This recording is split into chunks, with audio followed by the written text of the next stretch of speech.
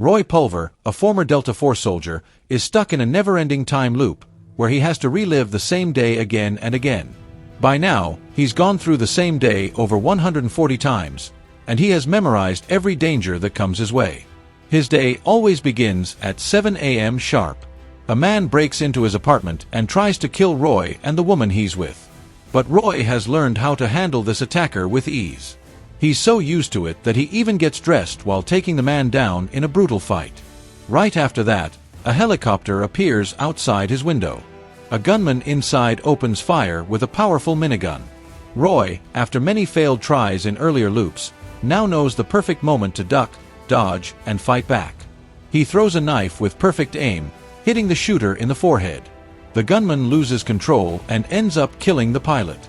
The helicopter crashes into the apartment. With no other option, Roy jumps out the window and lands on a sand-filled truck. It turns out he had to repeat this stunt over 20 times to get it right. Then, Roy steals a car and races through the streets. Two assassins in a van start chasing him. On good days, Roy dodges through traffic, avoids a bus at the last second, and loses his pursuers with a clever turn. But if he makes even a small mistake, a crash or a bullet ends it all, resetting the loop. Each loop always starts the same, but small things change depending on what Roy remembers or does differently. Many other killers are out to finish him. There's Guanine, a sword expert who usually cuts his head off. Kaboom, a crazy guy who sticks bombs to him. Twin brothers who fire rocket launchers. And even a man who looks just like Roy. He calls him Roy number 2. Sometimes, if Roy survives long enough, he makes it to Jake's diner, one of the few peaceful moments in his deadly day. He orders 2 bottles of alcohol and drinks while listening to Dave, a guy obsessed with conspiracies and government secrets. Also there is Dang, a world champion fencer. But when the clock hits 12:47 p.m., all the surviving assassins show up together and shoot Roy dead. Roy doesn't understand why he's caught in this loop or how it started. He thinks it might have something to do with his ex-wife, Gemma. She's a brilliant scientist and might have answers. But when he calls her lab, her boss, Colonel Clive Venter, answers and tells him that Gemma died in an accident. Roy finds this suspicious and believes she was murdered. But before he can discover the truth, he always ends up getting killed. One day, after dying again, Roy remembers what happened on the last day before the time loop began. Roy goes to see his ex-wife, Gemma Wells, at Dino Laboratories, where she works on high-tech experiments. He shows up after getting a message from her saying the lab is hiring new security staff. At first, it looks like a job interview. But something feels strange right away. Gemma barely looks at his resume and doesn't speak kindly. Instead, she takes measurements of his body and, without explaining anything, pulls out a hair from his head, which even causes a little bleeding. Meanwhile, Colonel Clive Venter and his security chief Brett watch everything from a surveillance room.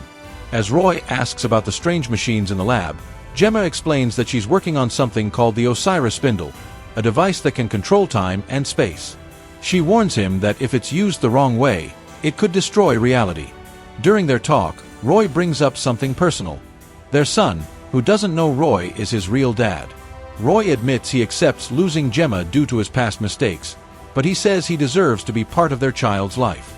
Before they can talk more, Brett walks in, says Roy isn't allowed in the lab, and throws out his resume. He says there's no job opening. That's when Roy realizes there never was a job. Gemma lied to get him into the lab. Before Roy is kicked out, Gemma whispers something important. She says she sent him a birthday package, and tells him to remember the word Osiris. Back in his office, Venter, who created the Osiris project, is worried. Roy knows too much. After reading Roy's military record, he sees him as a threat. But instead of calling the police, Venter tells Brett to hire mercenaries, random killers who can't be traced back to the lab. That night, Roy goes to a bar, drinks to calm down, and meets a dental assistant named Alice. They go back to his apartment. But before anything happens, Roy gets a call from Gemma. She sounds scared. She says she's about to do something serious and needs his help. Before she can explain, Venter cuts off the call. Roy feels something is wrong, but he brushes it off and spends the night drinking with Alice, ignoring his instincts. Meanwhile, Gemma makes her move. She puts Roy's hair and blood sample into a small tube and loads it into the Osiris spindle. She does it quietly, knowing she's breaking rules. But Venter sees her on the cameras. He realizes she's gone too far, and quickly sends Brett to stop her. That was the last normal night Roy lived, before getting trapped in the time loop. After reliving that memory many times, Roy remembers something he forgot. He never opened the birthday present Gemma mentioned. During a short moment of peace in one of the loops, he finds the package in his apartment. Inside is a book called Isis and Osiris, with pictures of ancient Egypt. On the back cover, Gemma wrote a strange message. "Time waits for no man." Roy gets obsessed with the book and loses focus. In one loop, he's shot by the helicopter before finishing page 1. In another, he tries reading while driving, misses a turn, and gets hit by a bus. After these dumb mistakes, Roy gets serious. In the next loop, he steals a car like usual, but this time he notices a nitro button on the dashboard. He's never pressed it before. When he does, it gives the car a huge burst of speed. Roy hits the nitro button on the car, which gives him a sudden burst of speed and helps him escape the people chasing him. But because of the extra speed, he misses the turn that would have taken him to Jake's diner. Instead, he ends up at an underground shopping mall. Curious, Roy goes inside, finds a bench, and finally starts reading the book Gemma gave him. He notices that Gemma has underlined several parts of the book, but he still doesn't understand how an old Egyptian myth connects to his never-ending and violent time loop. As he's trying to focus, Roy spots his son Joe buying something from an older kid. For a moment, Roy forgets everything. With Gemma gone, Joe is all the family he has left, and the boy doesn't know Roy is his real father. Roy follows him into a nearby arcade filled with old TVs and video games. The screens flicker and glitch as he gets close, but Roy is too focused on Joe to notice. Inside the store, he casually talks to Joe and asks why he's not in school. Joe explains it's nothing bad, he just bought collectible cards. Roy uses the moment to try bonding with him and invites him to lunch. As they leave the mall, Roy looks at a nearby clock and is shocked. It's already 12:50 p.m. He's never survived past 12:47 p.m. before. Roy realizes something important. The thick concrete walls of the mall must be blocking the signal of whatever is tracking him. It's the first time he's lived longer because the signal couldn't reach him. But just as he starts forming a plan, the killers find him again. Roy grabs Joe and runs, but he's shot multiple times. Before he dies, he tells Joe that he is his father. In the next loop, Roy changes his routine. He kills the assassin who always comes to his apartment, but instead of just shooting him, he captures and questions him about the tracker. When the man refuses to answer, Roy throws him into the path of a helicopter minigun, watching him get torn apart. Still searching for answers, Roy heads to Mr. Chowo's bar and rushes into the bathroom to inspect his body. He checks every part, even the most uncomfortable places, looking for the tracker. It gets awkward when a stranger walks in on him, but Roy pretends it's just a weird fetish and sends the guy away. Even after all that, he finds nothing. As he leaves the bar, Roy sees Dave, a security expert, and remembers Dave might know where trackers are usually hidden. After some pressure, Dave tells him that trackers are often placed inside a molar tooth. This triggers a memory. Alice, the dental assistant he slept with before the loop began, had put him under anesthesia, and Brett, the lab's head of security, was nearby. Realizing he was tricked, Roy grabs alcohol and pliers from Jake and returns to the bathroom with Dave. There, he painfully pulls out his molars one by one. It's messy, it hurts, and it's horrifying, but he finally finds the tracker. Just as he's about to relax, the bathroom door bursts open, and another version of himself, Roy number 2, storms in and kills him. When the next loop starts, Roy makes sure to find Alice before she disappears. This time, he confronts her and demands the truth. Scared, Alice admits Brett paid her to put the tracker in while Roy was unconscious. She says she didn't know the whole plan. Roy lets her go. Now that he knows everything, Roy goes back to his routine, but this time, he knows exactly which tooth to remove and what to do next.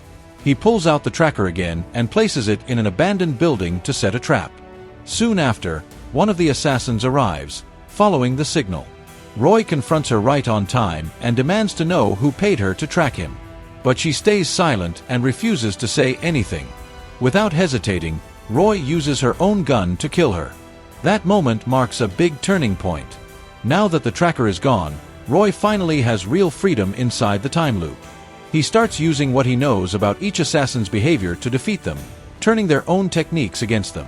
In one very violent loop, Roy collects the bodies of the mercenaries and drags them to an old factory. There, he loads them with explosives. After blowing them up, he grabs Kaboom's phone and calls Brett. He gives a clear warning: he's coming for revenge. With all the killers taken care of and only Brett and Colonel Clive Venter left, Roy focuses on taking down the people behind it all, Dino Laboratories. But breaking into Dino Labs is harder than he expected.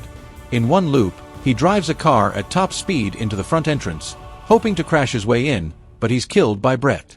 In another loop, he puts explosives on the car and sends it forward without a driver, trying to blow open the security gate, but the plan fails again.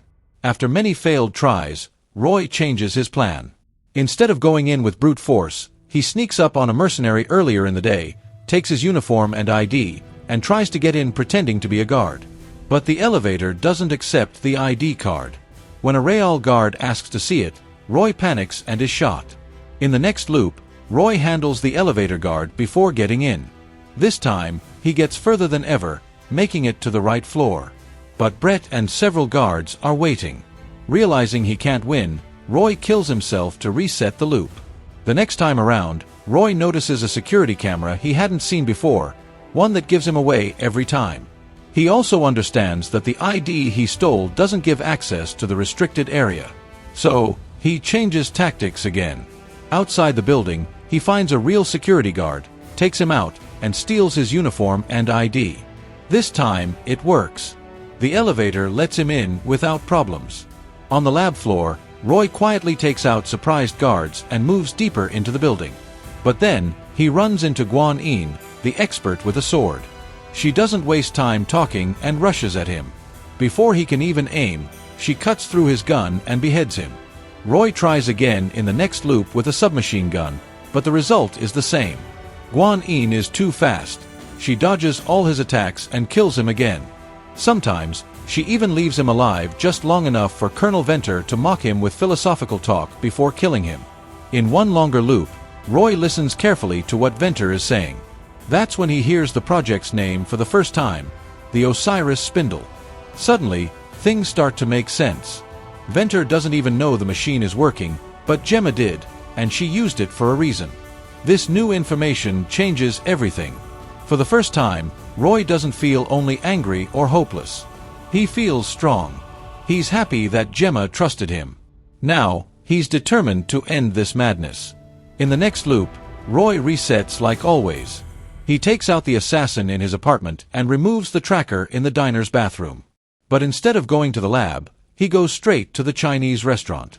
There he finds Dang, the world champion in fencing who often eats there.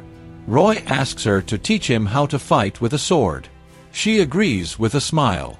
Then begins a long series of loops focused only on training. Roy spends dozens of resets learning how to use a sword, how to move properly, and how to anticipate every attack. Every loop ends with Roy dying, but each one helps him improve. He keeps failing over and over again, but every time he learns something new and gets a little better. Eventually, he becomes skilled enough to beat Dayong, and she admits he's finally ready.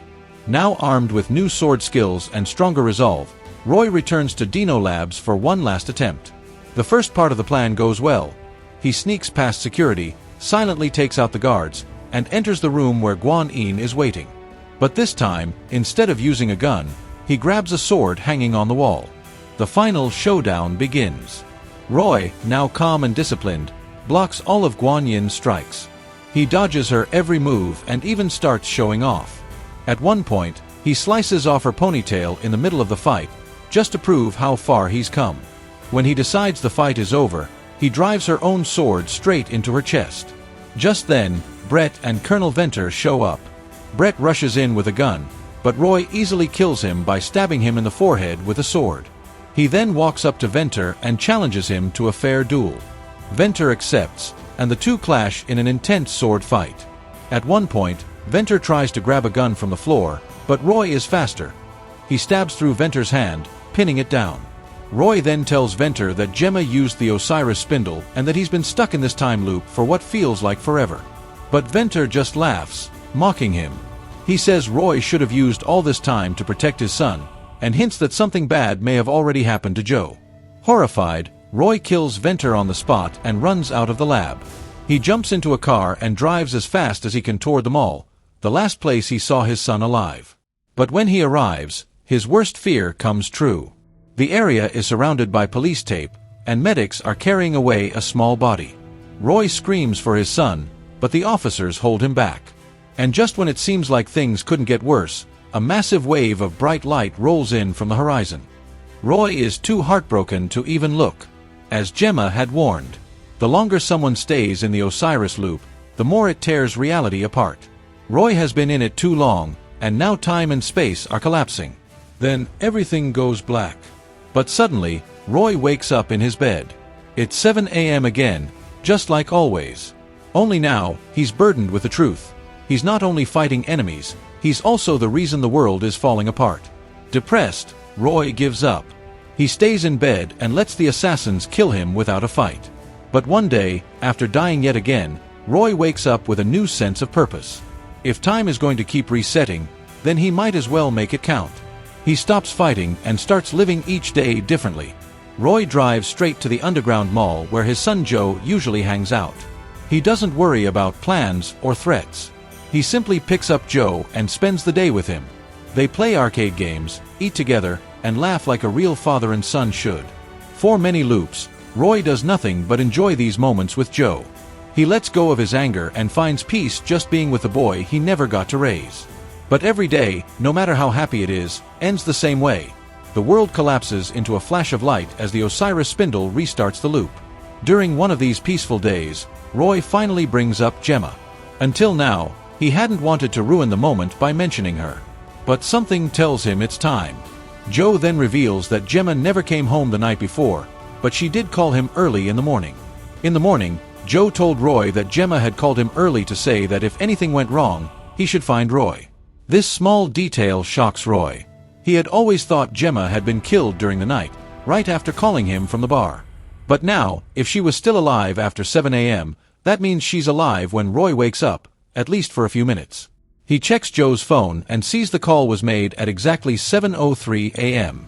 In the next loop, Roy returns to the lab and kills the enemies. After that, he finds Gemma's body and checks the security footage. It shows that Brett killed her at 7:14 a.m. That means Roy has a short 14-minute window after waking up to save her. With a new sense of urgency, Roy restarts the loop and creates a new plan.